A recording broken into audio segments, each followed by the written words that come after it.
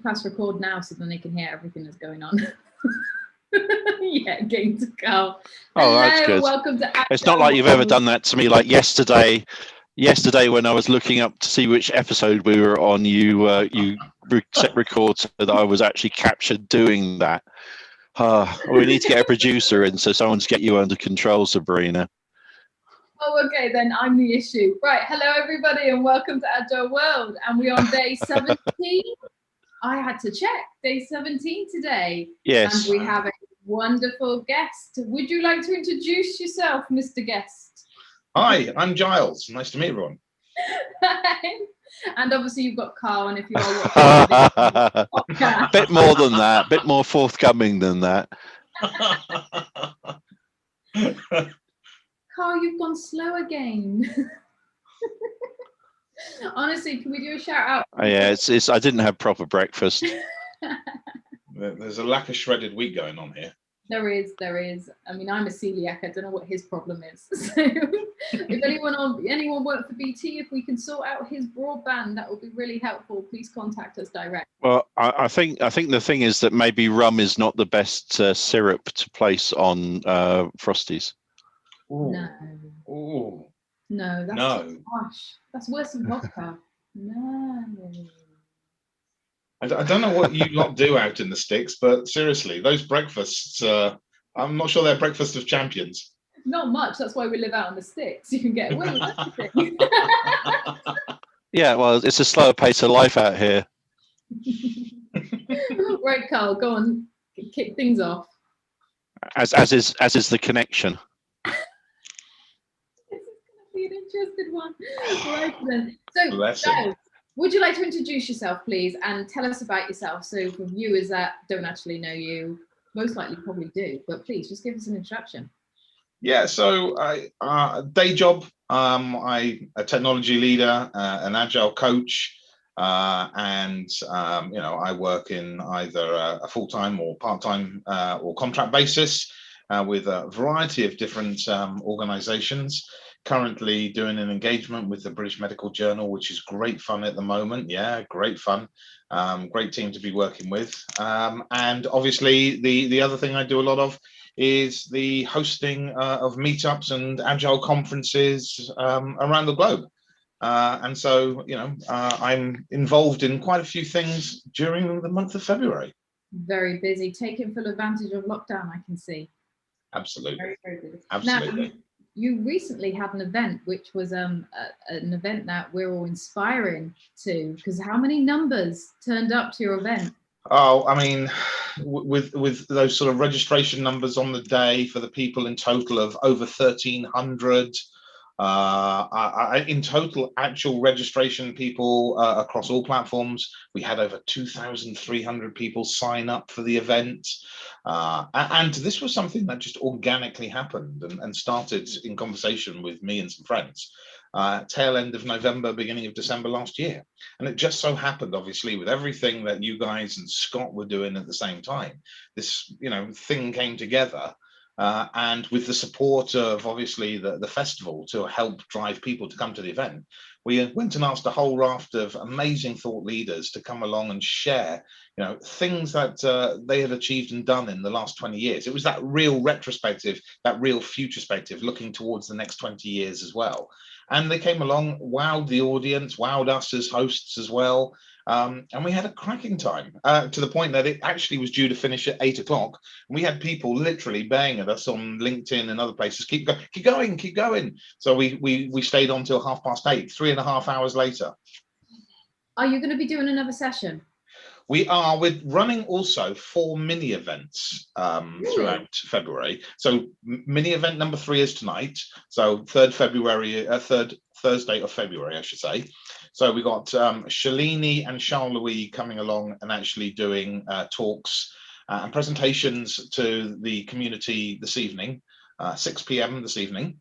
And then next week we have for mini event number 4, we've got Neil Walker and Roy Marriott coming along to absolutely wow the audience as a final pass as well. So it's going to be an awesome session. So definitely, I will add these links to the below video. So if you haven't already signed up. because they are absolutely amazing. And what are you looking forward to most about these events? I just think what we enjoy about always doing them is that they're for the people, by the people. So, and this is what we know from all the engagements and the conversations, you guys have had listening to you daily, the conversations with all the other guests and Yusuf on the other day. It is something which is really organic, something which is for the people and by the people. And as such, we're really excited that we also get to ask people who not necessarily have done huge amounts of public speaking or haven't done huge amounts of meetups and other things, but to come along and actually share what they're passionate about to the community. And that's what we love. We love giving those people who are starting out in their sort of agile meetup career, if you like, that opportunity to come along and present something that they're truly passionate about, and sort of wowing the audience in the process. And it's great fun. And what we're seeing is a repeat pattern of people from all over the world starting to turn up. New friends in Peru, new friends in the Far East. This is awesome. Just think of the holidays. All the people we can go and stay with around the world once we're out of a pandemic. Well, no, not yet. I mean, we've got to speak. We're looking at the future as well. So that's something. Do you know what? You've literally just put in a nutshell what Agile 20 Reflect is. Probably by far better than most of us have been able to do it. Karl, are you still with us? I seem to be phasing. It's very funny because it was all working like earlier today, but now when we're doing this, it's not working very well. I'm assuming I've just hit the period when children are getting off their schoolwork where they're not really using the browser much and suddenly going off to entertainment land. I seem to be synced again. So apart from this amazing event, have you got more coming up, Giles, next week?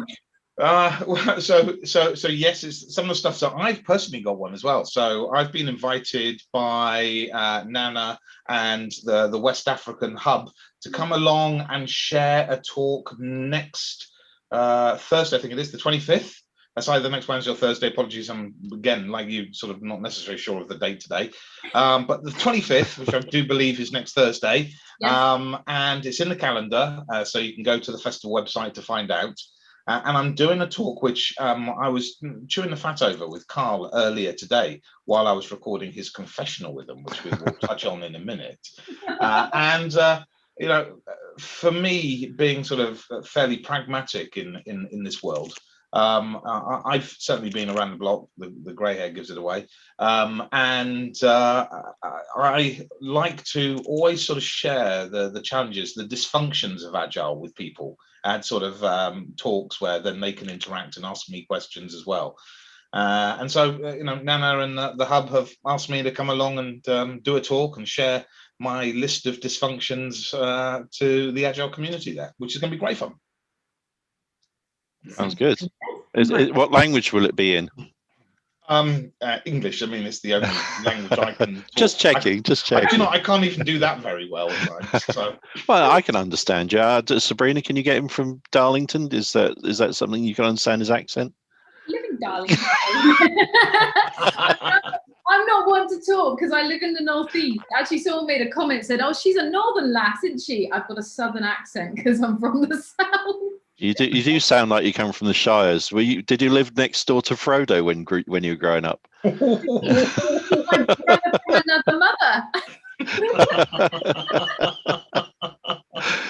It's all coming out now. It's weeks of frustration and anger. You'll realise I'm taller than you are, probably, or so you'll be very shocked when we physically meet. We only actually physically see this side. All right, I'm 6'2". Oh. So, woo! No, it's I'm taller than both my parents. We're assuming that I'm a throwback from some bygone age. When my family would go around wearing one loincloth and carrying a sledgehammer. That's how old you are. Yeah, I agree. Sorry, I was telling Sabrina earlier that I sort of had classified you two as the sort of Richard and Judy of Good Morning Agile Breakfast TV. Which is she was very happy with. Well, that's nice. It's I'm going to hope that I'm Richard, Yeah, Richard's got really bad style in clothing, and you knocked that out the park the other day with that. Oh, yeah, Bism. That's a mean thing to say. Not necessarily untrue, but I used to be a fashionista when I was younger, when it made a difference. You still are, my darling. You still are. I'm trying to deter the conversation so we don't go to this other item. Is there anything else I can ask you? I'm fearing the confession. Oh, I don't mind. Tell us about the confessional and why you set it up. And well, it was one of those weird things, right? I mean, again, if you'd sort of said to me at the start of 2020, well, guess what? You won't be a full-time employee anymore in an organization. You'll have your own business. You'll be working with clients. You'll be hosting 4 different meetup groups. You'll also be chairing Agile conferences and sort of doing the hosting and talking to amazing people, sort of like Dave Snowden and other people, in conversation, and all of these amazing sort of crazy things. I just thought the year just can't get any more bonkers. And then I was talking to a friend who literally had sort of picked up the phone to me because he had a really bad experience in a sandwich shop. And had ordered a sandwich, and I'm not joking, this is the story, and then had ended up apparently asking for something additional to the sandwich. And apparently the sandwich shop owner lost it. And absolutely just, you're the worst customer I've ever had. Get out of my shop. I no idea absolutely why. Got back to his car and sort of sat there kind of going, what's just happened? And so he phoned me up and kind of went and had this little rant and told me the sort of story that I just shared. And then he sort of went, you know what, that felt like a confessional. Bing! And I suddenly thought, there's the nugget. Right, how do we get all of the Agilistas to actually come along and the one thing, share the mistakes that they've made in their career, and all mistakes. And actually, though, because it's about wanting to give back to the community for the people, by the people, it's actually saying, look, I've cocked up in my career. I've made mistakes. I've learned from them. I've grown from them. I've become a better human from them. And as such, here, these are the mistakes. These are the learnings I did. This is the takeaway, so you don't go and end up making those same mistakes yourself. And then from that, recorded 1, which spawned into 2, which spawned into 4, which became 8. And so on and so forth. And then got Scott involved in December. So Scott recorded an episode with me as well. Chris Stone recorded one of the episodes, and it just gone from strength to strength. And so, of course, reached out to Scott, said, well, let's try and think about doing some, which are obviously related back to the festival. So, of course, I put the message up on WhatsApp. Karl instantly, in about 30 seconds later, went, yeah, I'm in, me. And recorded. But it was quite boring this morning, wasn't it? Really, because I'm such a saint. Oh, I mean, we need to do it again. There's so much more dirt we can get on it. Honestly, it was fairly tame. I'm not sure anyone will really want to listen. Yeah, it's it's a filler. It's a filler until you get someone good. I'm quite honest, and nothing embarrasses me. And I'm one of these people that random stuff happens to me all the time, like really random funny things. It's almost like I'm this type of person that somehow accidentally can insert themselves. You're a nexus. Into a really weird situation.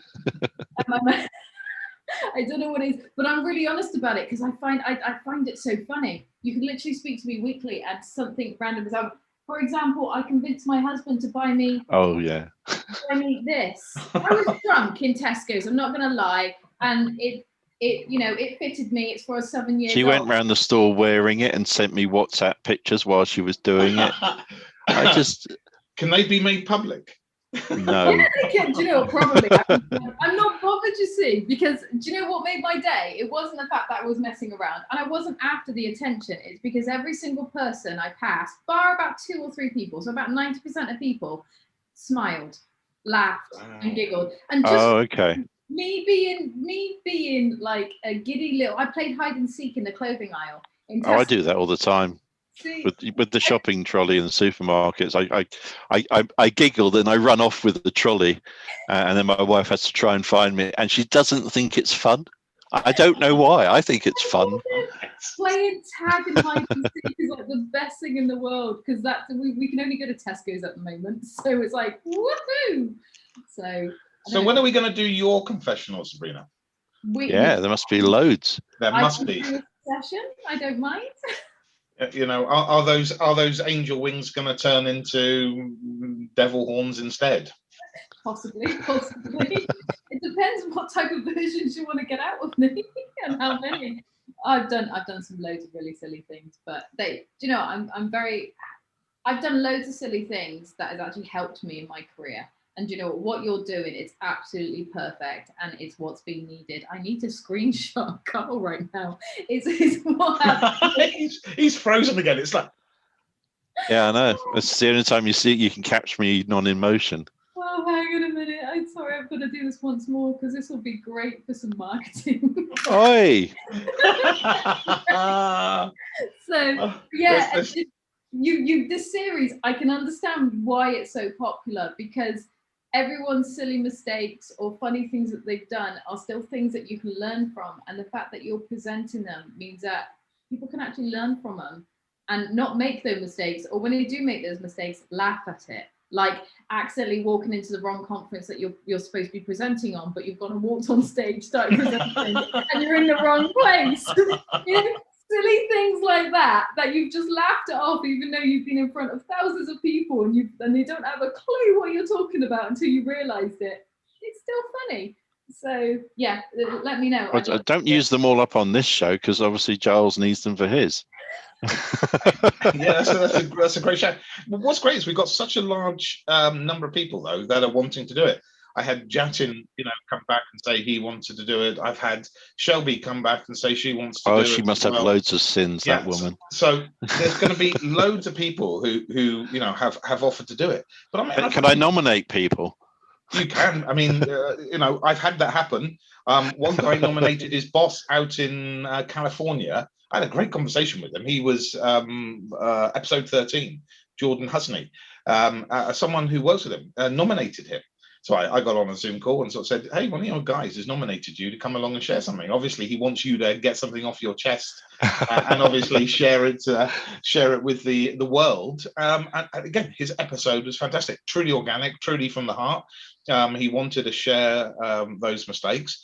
And the feedback has been exemplary, with people then phoning in or texting in or WhatsApping, kind of going, I've just binged listen for the last 2 hours, all episodes.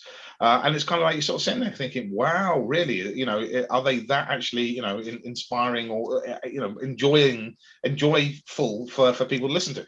And the answer is obviously yes. There's something that, as Karl knows, I do like 2% of the talking. Karl does 98% of it, and that's what it's about. It's about the confessee coming on, actually sharing their journey, something that mistake they've made in their career, which they learned from, they grew from, and want to share back to the wider Agile world. It sounds amazing. And Karl, I mean, it was really difficult to find any, but I managed. You struggled. I think he's holding back. I think you need to do a round 2 with him, but with me in the background poking him with a stick. No. I'm not. I don't respond well to that kind of encouragement. Just buy me a beer and we'll start reminiscing, and probably go through every project I've ever worked on. There's at least 2 or 3.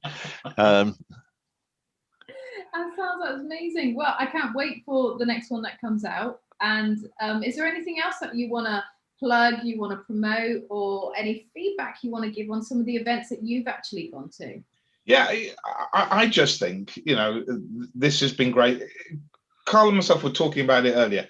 What's next going to be? In fact, actually, Scott messaged me yesterday kind of going, this has been phenomenal. We need to talk, kind of what's next. And I'm trying to get some time in the diary with him to obviously chew that over. But I don't know. He then joked and sort of said, "How about something else in the next quarter?" And I just sort of sat there and just shook my head and went, "No." I think we'd all explode if we tried to do something. But Karl and I were sort of saying, are we going to do something at 25 years and do a festival week, as Karl thought, or is it going to we wait till year 30 to do it? I mean, one thing I can share is that we are thinking not thinking, we are doing it. We've already started. We're putting a book together to celebrate the 20th anniversary. But it's a book that we want people here listening in and people in the Agile community to actually submit a chapter in. So what we're going to do is the book is going to be set up geographically, and we can always do it to the geographical regions we've had for the festival. And we're going to get people who want to actually share their experiences of the last 20 years and what their hopes and aspirations are potentially for the next 20. And every chapter will be done, as I said, by region or country, with a photograph, a little bio about them, and their 1,000 words. And it doesn't need to be more than 1,000 words. But what we really want are people to come along and share with us those 1,000 words, so that we've actually got a snapshot in time of what it meant. And then can you imagine coming back in 5 years' time or 10 years' time and kind of going back through the thing and going, well, Karl said, or Sabrina said, or Scott said, or whoever it is, right? Or Ray Arel said, or Dave Snowden said, or, you know, whatever that is, in terms of what it had meant to them at that point in time in their lives. And then we're going to get it out as an ebook, and then it could be an e-publication, get it on Kindle and other things as well. That sounds absolutely amazing. And you're right, it's one of those memories, because the emotion that you're feeling now gives you an opportunity to not only feel that emotion again later, but then think, well, that's where I was then, this is where I am now. And you almost could be something like it's a repeatable thing every 5 years, almost like a time capsule. It's a capsule in time. Did I just give you the name of your book? No, but that would be for the mini book that goes with it. Yeah, that would be the opposite. Time capsule, because Sabrina made me do it. It's funny because I put on the manifesto when I signed it back in 2008. It's a good start, whereas now I'd say it's going okay. Few problems. Yeah, we're learning. Yeah, and I think the environment's evolving. It's fascinating to hear people who don't have any of the tenets of Agile using the language of Agile. So we were talking earlier about doing Agile as opposed to being Agile. And there's a lot of people doing Agile now who don't see the connections between the various artifacts and ceremonies. And they do them. And I always say, I'll never stop saying it, you know, if you have a stand-up and you don't have planning poker and you don't have the other artifacts that are required to understand how to frame the work, then actually a stand-up is just a declaration of no chairs. So we just need to bridge that gap with education, and I think this festival is helping a lot with people who just have heard stuff but don't know what it means. It's a new generation of coaching though, which coaching's changing slightly to now looking into the behaviors, the mindsets, you know, it's now moving to being Agile, not I'm doing Agile or I'm learning Agile, it's being Agile. It means that it's evolving in one sense, but fully agree with you, Karl. I said to Karl earlier, you know, when I did a Scrum Master qualification, I think back in 2004, and I walked away going, I am now master of the world. I can take on everything, you know, and I suddenly realized that actually over about the next 6 years, I absolutely knew Jack. And as such, you know, I was only doing Agile for all of those years until I suddenly sort of the moment of realization, why everything else around me is changing. I'm changing, the work is changing, technology is changing, the customers are changing. Yeah, hang on a second, I'm being very prescriptive, following the sort of the little black book, and you know, that sort of, we talked about this, the sort of the Agile zealots, if you like, earlier. And now, you know, certainly, I don't know, it was that eureka moment probably back in 2009, 2010, joining a new organization, sort of seeing how more organically it can happen in a better way, and bang, all of a sudden realize, I've been doing it wrong for so long. It's not that you were wrong, it's that you were evolving. And I think Agile is evolving as well. I think when it started out, it was in reaction to a control system. Yes. Then it became another control system, and now there are people who still like the control system element and they enforce it. And then there are other people who go, well, I get better results if I make it a liberty rather than a control. So I think it's an evolution. I get what you're saying though, because now I'm thinking back to when I did my Scrum Master And that was, I got my qualification in 2012, I think it was. And now I've just had a quick think. I need to go back and apologize to a lot of people that experienced me when I first became a Scrum Master. You're giving your penance away. I'm sorry, I got loads. Honestly, I got loads. Yeah, we all have those situations, but I think Giles gives us a great opportunity to get some stuff out there that help other people to understand that actually that perhaps wasn't the best way to do something. And let's evolve our practice. I mean, if we as coaches can't be coached, we're in the wrong job. Yeah, 100%. I hear you. Right then, I'm just having a look. Right, have we got anything else that we'd like to add today? This has been absolutely amazing. We need you back. Okay. Oh, thank you very much. You've been absolutely. We could always do a threesome. Okay, that came out. Are you going to edit that out, Karl? Because No, I'm going to leave that in. I think that deserves to be left in. I may have to change the children's filter on our show, but no, that is your mind. I actually meant it as a I can't say three-way. Three people on a call. Did you mean a manoir? No, manoir. Say it. You're going to say it was one menage a trois. That was the word I was trying to think of. Menage a trois. Apologies for any. It's descended into chaos. Well, that's what we're here for. Well, thank you. I'm going to close this now. Thank you ever so much for your time. It's been absolutely amazing. Really excited. I can't wait to, after really properly think of what my confession, because I've got quite a few that may not, get me sacked. Thank you very much for your time. Cheers, guys. Thanks a Bye. bit. Cheers, Karl. Thanks.